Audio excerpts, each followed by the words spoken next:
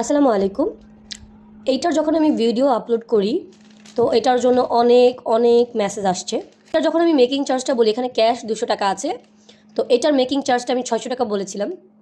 তো এইটা নিয়ে অনেকের অনেক কমপ্লেন ছিল, 200 টাকা ক্যাশ, 600 টাকা কেন এক্সট্রা দিব। প্রথম কথা হচ্ছে যে সবার কস্টিং সেম না। অন্য পেজের আমার কস্টিং সেম না। এমনও হতে পারে অন্যান্য পেজের কস্টিং আমার থেকে অনেক বেশি, আবার এমনও হতে পারে আমার থেকেও কম, এজন্য তারা কমে দিতে পারতেছে।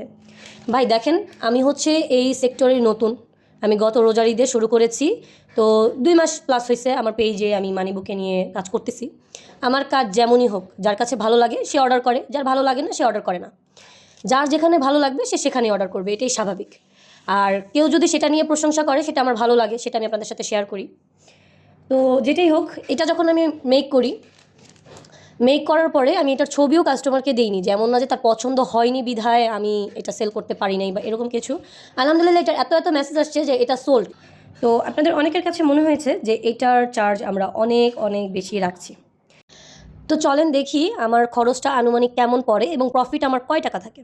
তো আমি যেহেতু এখানে 20টা নোট ইউজ করতেছি, তো আমার 20টা নোটের দাম, প্রতিটা নোট যেহেতু 4 টাকা 8 পয়সা করে পড়তেছে, 96 টাকা। ঠিক আছে।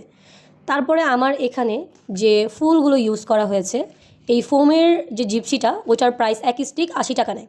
ঠিক আছে, আমি চকবাজার থেকে আনি, তারপরও 80 টাকা নেয়।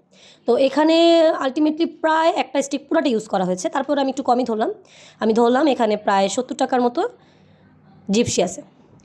তারপরে আমি যদি এখানে কাঠির কথা হিসাব করি, আমার এখানে কাঠি আছে প্রায় প্রায় 20টার মতো কাঠি আছে। তো একটা যদি 1 টাকা করেও হয়, এটা হচ্ছে 20 টাকা। তারপরে এখানে আমি র্যাপিং পেপার ইউজ করেছি 4টা। প্রত্যেকটা র্যাপিং পেপার আমি যখন পাইকারি কিনি তখন হচ্ছে আমার 25 টাকা করে পার পিস পড়ে। বাট বেশিরভাগই দেখা যায়, যেহেতু আমি অত দূরে আমার সবসময় যাওয়া হয় না, তখন হচ্ছে আমি একটু বেশি দিয়ে আনতে হয়, 30 টাকা করে আনতে হয়। আচ্ছা, আমি তারপরে 25 টাকা করেই ধরলাম, আমার 25 টাকা করে 4টা র্যাপিং পেপারের দাম আসতেছে 100 টাকা। তারপরে এই যে এখানে রিবন দিয়েছি, এই রিবনটা আমি ধরলাম 10 টাকা। তারপরে আমি যে একটা কার্টুন দিই, সেই কার্টুনটা আমি একটু বড় সাইজে দেওয়ার চেষ্টা করি, যাতে হচ্ছে বেশি চাপাচাপি না হয়ে নষ্ট না হয়ে যায়। তো আমি সেটা অন্ততপক্ষে 40 থেকে 50 টাকা দিয়ে কিনি। আচ্ছা ঠিক আছে, আমি 40 টাকাই ধরলাম। কারণ কার্টুনের দাম ঈদের টাইমে আরও বেশি বেড়ে যায়। যেটা আমি 80 টাকা কার্টুন কিনতাম, সেটা আমার 100 টাকা দিয়ে কিনে আনতে হয়েছে, যে এবার এই 2 দিন আগে আমি কিনে আনছি। ঠিক আছে। তারপরে হচ্ছে এখানে 2 টাইপের টেপ ইউজ করা হয়, ভিতরে মাস্কিং টেপ আর সাইডে হচ্ছে আপনার স্কচ টেপ। তো সেখানে আমি ধরলাম, ধরেন আপনার 15 টাকার স্কচ টেপ ইউজ করা হয়েছে, কার্টুনে তো স্কচ টেপ ইউজ করতে হয়। তারপরে এখানে এই যে আমি ফুলগুলো বসাই, এটার জন্য হচ্ছে আমার এই যে ফোমের যে আমার যে ককশিটটা, এই ককশিটের দরকার হয় এই ফুলগুলো বসানোর জন্য, টাকাগুলো বসানোর জন্য। এই ককশিটটা এখানে আনুমানিক প্রায় ধরেন 20 থেকে 30 টাকার ককশিট আছে। আমি ধরলাম এখানে 20 টাকার ককশিটই আছে। ঠিক আছে। দেখেন এখানে আমার 371 টাকা চলে আসছে। আমার এখানেই 371 টাকা চলে আসছে।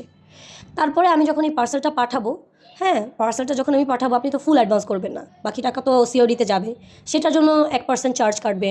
তারপরে আপনি যখন বিকাশ করবেন, সেটার 1.85% টাকা কাটে। তারপরে হচ্ছে আবার আপনার কুরিয়ার থেকে যখন আমাকে টাকাটা বিকাশে পাঠানো হয়, তখন সেটা আমার উঠাতে গেলেও 1.85% টাকা কাটে। তো তো আপনারাই বলুন, এই সিওডি চার্জ, বিকাশ চার্জ, আরও আদার্স সব কিছু মিলায় এই 600 টাকা থেকে আমার প্রফিটটা কত টাকা থাকে। আমি যে বসে বসে একটা বুকে বানাবো, এটার আমি এই যে এইটুকু, আপনি তো বলে শেষ খালাস, আমি 200 টাকা ক্যাশ দিয়ে আমি বুকে নিচ্ছি, 600 টাকা কেন মেকিং চার্জের মতো। আপনি বলেন যে এত কিছুর পরে আমার প্রফিটটা কত টাকা থাকে, আপনি জানান আমাকে কমেন্টে আমার কত টাকা থাকে। তো সেটা কি আমার ন্যায্য প্রাপ্য না? এই যে আমি বসে বসে এই যে বানাচ্ছি, এটা কি আমার প্রাপ্য না? যাই হোক, আপনাদের সাথে আসলে কথা বলেও কখনো আপনারা আসলে বোঝানো সম্ভব না। আপনারা মনে করেন এই যে এখানে 200 টাকা ক্যাশ আছে, এটা ডেলিভারি চার্জ এত টাকা, এটা দিয়ে আমি জাস্ট নিয়ে নিব। 200 টাকার বুকে আমি 200 টাকা দিয়ে নিব, আর সাথে ডেলিভারি চার্জ অ্যাড হবে। আজকে একটা আপু আমাকে বলতেছে, আমি 500 টাকার বুকে নিব, ডেলিভারি চার্জ 130 টাকা, টোটাল 630 টাকা, আপনাকে তাহলে কত অ্যাডভান্স করতে হবে? 500 টাকার বুকে নিবা, 500 টাকা দিয়ে নিবা, বাকি জিনিসগুলো কি হাওয়ায় আসবে? হাওয়ায়।